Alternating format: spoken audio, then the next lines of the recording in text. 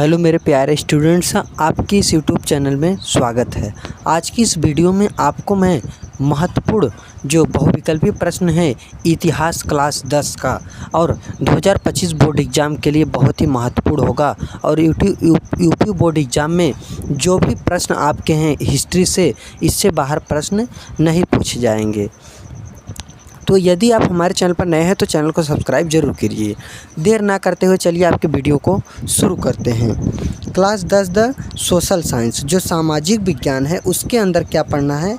इतिहास यानी हिस्ट्री के जो महत्वपूर्ण बहुविकल्पी प्रश्न पूछे जाएंगे हिस्ट्री सब्जेक्ट से। क्या है? कक्षा 10 सामाजिक विज्ञान हिस्ट्री, वही मतलब सामाजिक विज्ञान, इसी इतिहास से जो क्वेश्चन पूछे जाएंगे उन्हीं सभी क्वेश्चन को इस वीडियो में बताया जाएगा। 20 महत्वपूर्ण बहुविकल्पीय प्रश्न, 20 नंबर पक्का। इस वीडियो में 20 नंबर पक्का। आप अगर यूपी बोर्ड से हैं, कहाँ से? यदि आप यूपी बोर्ड का एग्ज़ाम देना चाहते हैं, यूपी बोर्ड और 2025 बोर्ड एग्ज़ाम, तो 2025 में जो आपके क्वेश्चन हैं वह इनसे बाहर क्वेश्चन नहीं पूछे जाएंगे। यदि आप हमारे चैनल पर नए हैं तो चैनल को सब्सक्राइब करके चैनल से जुड़ जाइए। यूपी बोर्ड के लिए 2025 के लिए। और आपका जो यह क्वेश्चन बहुविकल्पी प्रश्न पूछा जाता है वह बोर्ड एग्ज़ाम में पूछे जाते हैं। 20 नंबर का पूछा जाता है। किस पर? OMR सीट, जो OMR सीट होता है उस पर 20 प्रश्न पूछे जाते हैं। 70 नंबर का टोटल पेपर आता है। 20 प्रश्न OMR सीट पर देना होता है जो कंप्यूटर द्वारा जांचा जाता है, और 50 प्रश्न थ्योरिकल होता है, यानी थ्योरी देना होता है, जैसे उसकी परिभाषा और उसके बारे में जो भी चीज़ पूछा जाए उन्हीं सभी चीज़ को लिखना है। तो जो OMR सीट है, OMR सीट जो है इस पर 20 नंबर के प्रश्न आते हैं, बाकी 50 नंबर के आते हैं थ्योरिकल। तो 20 और प्लस 50 बराबर 70 नंबर के आपके प्रश्न पूछे जाते हैं बोर्ड एग्ज़ाम में। और 30 नंबर जो आपका 30 नंबर जो आपका होता है 30 नंबर, यह 30 नंबर प्रैक्टिकल से होता है। कहाँ से होता है? प्रैक्टिकल से होता है। 30 नंबर आपका प्रैक्टिकल के द्वारा दिया जाता है। तो उम्मीद करता हूं कि आप यह ज़रूर समझे होंगे कि हम किस चीज़ के बारे में आपको बता रहा हूं और किस चीज़ के बारे में आपको बताऊंगा। तो कक्षा 10 जो सोशल साइंस सामाजिक विज्ञान है, इसके अंदर 4 सब्जेक्ट आते हैं। देखिए कौन कौन सा है। यक्ष से देखिए एक होता है हिस्ट्री यानी इतिहास, ई से एक होता है इकोनॉमिक्स यानी अर्थशास्त्र, जी से एक होता है जियोग्राफी यानी भूगोल, और सी से एक होता है सिविक्स यानी नागरिक शास्त्र। तो टोटल 4 सब्जेक्ट होते हैं आपके सामाजिक विज्ञान: इतिहास, नागरिक शास्त्र, अर्थशास्त्र, भूगोल। तो आज मैं आपकी इस वीडियो में 20 नंबर बताऊंगा। किससे बताऊंगा? वह आपको बताऊंगा भूगोल से, वह आपको बताएंगे हिस्ट्री, इतिहास से, इतिहास के जो प्रश्न पूछे गए हैं। तो चलिए आपके प्रश्नों को शुरू करता हूँ। स्टूडेंट्स, यदि आप 2025 का बोर्ड एग्ज़ाम देना चाहते हैं तो आप एक एक प्रश्न को लिख कर रख लीजिए। इन प्रश्नों से बाहर आपका प्रश्न पूछा नहीं जाएगा। जो प्रश्न मैं आपको बताता हूँ वह प्रश्न आपके बोर्ड एग्ज़ाम में ज़रूर पूछा जाएगा, और कई वर्षों के जो क्वेश्चन पूछे गए हैं उन्हीं सभी क्वेश्चन को मैं बताता हूँ। तो आपका पहला प्रश्न पूछा गया है, देखिए प्रश्न नंबर 1 आपका पूछा गया है। प्रश्न पूछा गया है एक, राष्ट्रवाद का प्रारंभ सर्वप्रथम किस देश से हुआ? जो राष्ट्रवाद है, राष्ट्रवाद का प्रारंभ किस देश से हुआ? तो ऑप्शन नंबर ए है जर्मनी, ऑप्शन नंबर बी है इटली, ऑप्शन नंबर सी है फ्रांस, ऑप्शन नंबर डी है इंग्लैंड। तो आपका जो राष्ट्रवाद का प्रारंभ हुआ वह फ्रांस से हुआ था। कहाँ से हुआ था? फ्रांस देश से हुआ था, फ्रांस से हुआ था। अब देखिए राष्ट्रवाद क्या होता है, मतलब कह रहा है जो राष्ट्रवाद है उसका सर्वप्रथम पहली बार कहाँ से शुरुआत हुआ, किस देश से? तो फ्रांस से हुआ था राष्ट्रवाद का शुरुआत। और यह राष्ट्रवाद होता क्या है?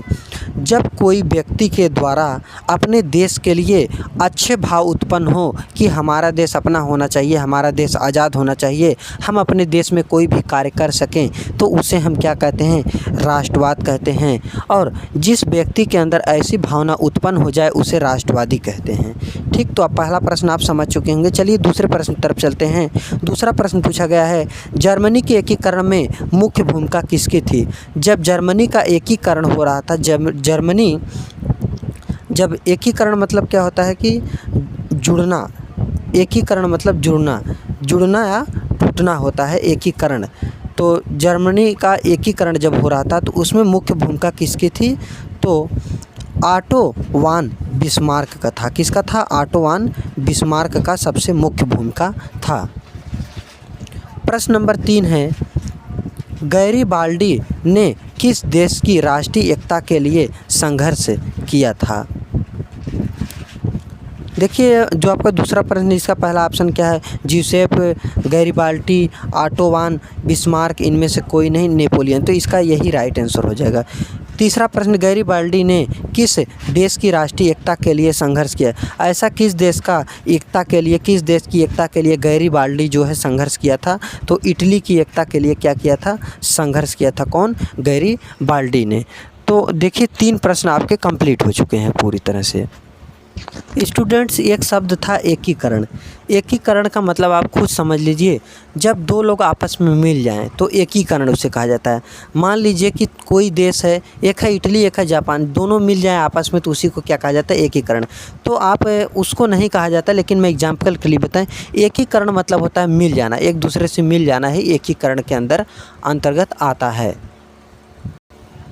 प्रश्न नंबर 4 आपका पूछा गया है, नेपोलियन का संबंध किस देश से था? मतलब नेपोलियन का संबंध किस देश से था? कहने का अर्थ है कि नेपोलियन कहाँ का था? Option number A Germany, option number B Italy, option number C France, option number D England.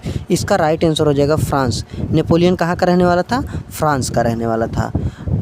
प्रश्न नंबर 5, क्रीमिया का युद्ध कब हुआ था? कह रहा है कि क्रीमिया का जो युद्ध हुआ था कब हुआ था? ऑप्शन नंबर ए है 1852 ईस्वी, ऑप्शन नंबर बी है 1853 ईस्वी, ऑप्शन नंबर सी है 1854 ईस्वी, ऑप्शन नंबर डी है 1858 ईस्वी। इसका राइट आंसर हो जाएगा 1854 ईस्वी में क्या हुआ था? क्रीमिया का युद्ध हुआ था। क्रीमिया नामक स्थान पर क्रीमिया का युद्ध हुआ था। प्रश्न नंबर 6 है, इटली के प्रदेश नेपल्स तथा सिसिली पर किस वंश का कब्जा था? कह रहा कि इटली का प्रदेश है जिसका नाम है नेपल्स और सिसिली, उस पर किस वंश का शासन था? ऑप्शन नंबर ए हो जाएगा हेंसवर्ग वंश का, ऑप्शन नंबर बी बुर्बो वंश का, ऑप्शन नंबर सी मैकाडी वंश का, ऑप्शन नंबर डी इनमें से कोई नहीं। इसका राइट आंसर हो जाएगा बुर्बो वंश का। इसका बी, प्रश्न नंबर 6 का ऑप्शन नंबर बी राइट हो जाएगा। बुर्बो वंश का शासन था इन्हीं दोनों पर से, नेपल्स और सिसिली पर। प्रश्न नंबर 7 है, विलियम प्रथम 1861 ईस्वी में कहाँ का शासक बना था? कह रहा जो विलियम प्रथम है वह 1861 ईस्वी में शासक बना था। कहाँ का बना था? ऑप्शन नंबर ए है, इसको आप क्या कीजिए, क ख ग घ मान लीजिए। ऑप्शन नंबर ए है परसा, ऑप्शन नंबर बी है ऑस्ट्रेलिया, ऑप्शन नंबर सी है Sardinia, option number Sardinia, option number D है इटली। इसका राइट आंसर हो जाएगा परसा का शासक बना था। 1861 में परसा का शासक कौन बना था? तो विलियम प्रथम बना था। प्रश्न नंबर 8, यंग इटली सोसाइटी का संस्थापक कौन था? जो यंग इटली सोसाइटी है उसका संस्थापक कौन था? उसकी स्थापना या संस्थापक या उसकी स्थापना किसने किया था? उसका संस्थापक कौन था? ऑप्शन नंबर क हो जाएगा गैरीबाल्डी, ऑप्शन नंबर ख हो जाएगा बिस्मार्क, ऑप्शन नंबर ग हो जाएगा काबूर, ऑप्शन नंबर डी हो जाएगा मेजनी। इसका ऑप्शन नंबर डी राइट हो जाएगा मेजनी। इसको आप क ख ग भी मान सकते हैं और ए बी सी डी भी मान सकते हैं। मेजनी। यंग इटली सोसाइटी का संस्थापक कौन था? मेजनी था। मेजनी या मेत्सनी के नाम से भी यह जाना जाता है। प्रश्न नंबर 9, निम्न में से किस संधि के फलस्वरूप परवान को एक स्वतंत्र राष्ट्र के रूप में मान्यता मिली?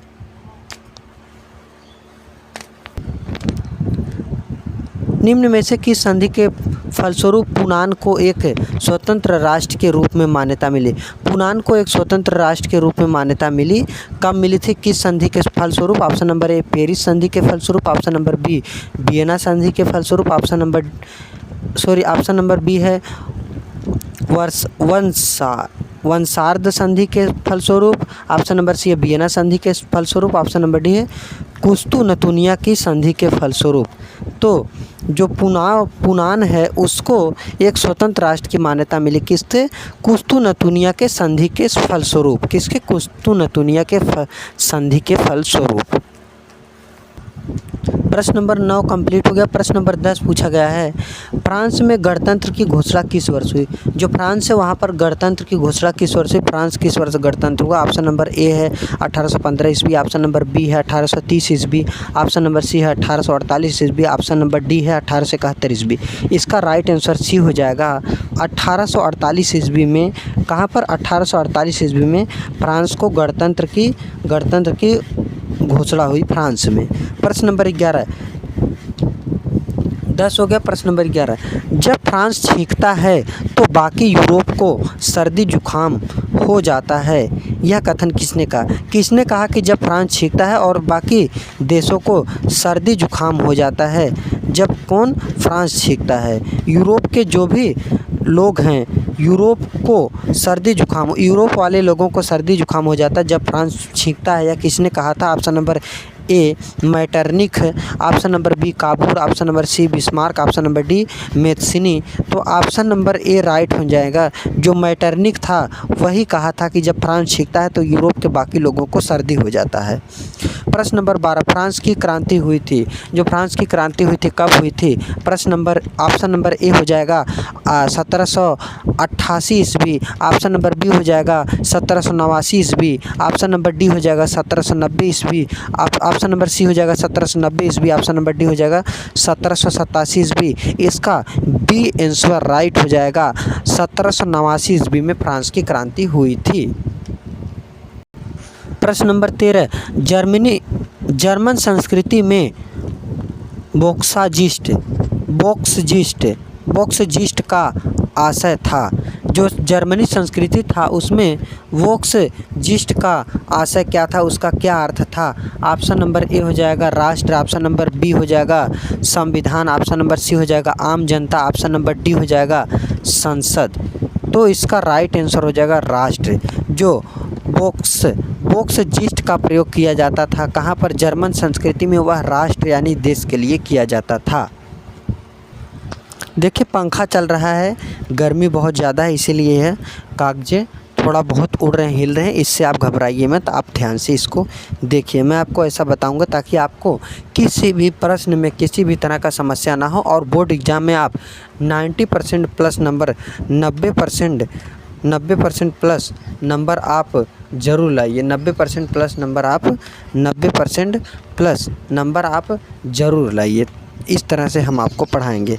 प्रश्न नंबर 14, संसदीय प्रजातंत्र की स्थापना किस देश में सर्वप्रथम हुई? संसदीय जो प्रजातंत्र है उसकी स्थापना सर्वप्रथम किस देश में हुई? ऑप्शन नंबर ए है इटली, ऑप्शन नंबर बी है इंग्लैंड, ऑप्शन नंबर सी है फ्रांस, ऑप्शन नंबर डी है जर्मनी।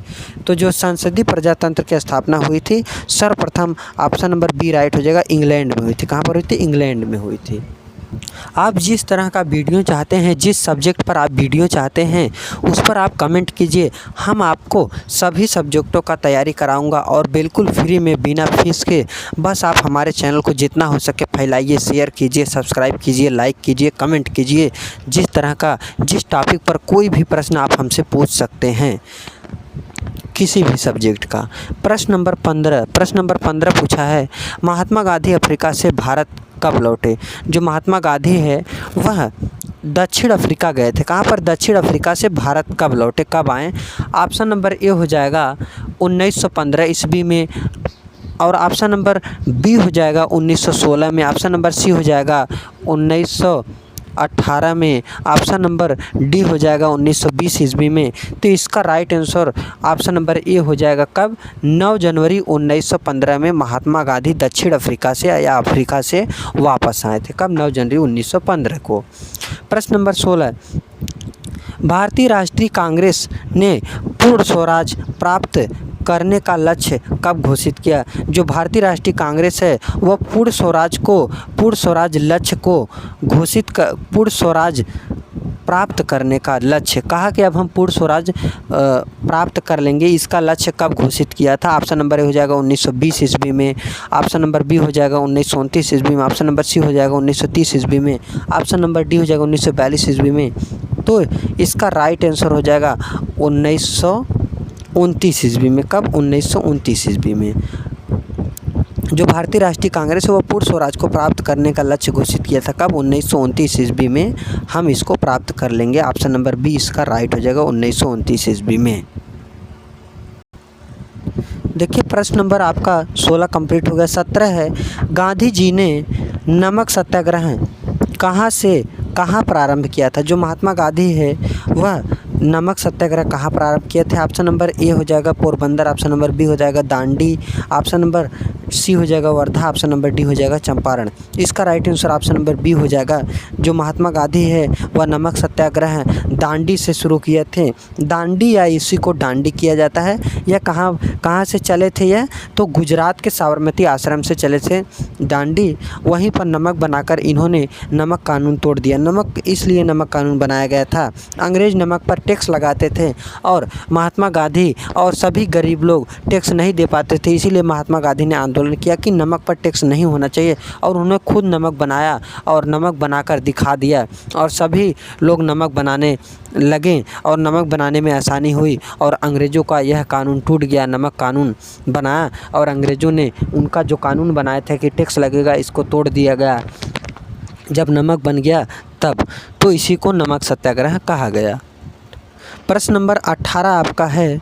18 है कि असहयोग आंदोलन का नेतृत्व किसने किया? दो असहयोग आंदोलन है उसका नेतृत्व किसने किया? ऑप्शन नंबर ए हो जाएगा Jawaharlal Nehru, Pandit Jawaharlal Nehru, option number B हो जाएगा मौलाना आज़ाद ने, ऑप्शन नंबर सी हो जाएगा लोकमान्य तिलक ने या लोकमान्य गंगाधर तिलक ने, और ऑप्शन नंबर डी हो जाएगा महात्मा गांधी ने। जो असहयोग आंदोलन का नेतृत्व किया था ऑप्शन नंबर डी राइट हो जाएगा, महात्मा गांधी ने किया था। असहयोग आंदोलन क्या होता है? असहयोग का मतलब होता है अंग्रेज़ों को किसी भी तरह से उनका सहयोग न करना, इसी को असहयोग आंदोलन कहा गया है। इसकी शुरुआत हुई थी अगस्त 1920 में। असहयोग आंदोलन की शुरुआत हुई थी और 1922 ईस्वी में 5 फरवरी 1922 ईस्वी में जब चौरी चौरा कांड हुआ तो उसके कारण 1922 में असहयोग आंदोलन को स्थगित कर दिया गया, इसको वापस ले लिया गया। महात्मा गांधी द्वारा इस आंदोलन को बंद कर दिया गया। प्रश्न नंबर आपका 19 है, वंदे मातरम गीत के रचयिता कौन थे? वंदे मातरम गीत के रचयिता कौन से? आप किसने लिखा या उसके रचयिता कौन है? ऑप्शन नंबर ए हो जाएगा Rabindranath Tagore, option number B हो जाएगा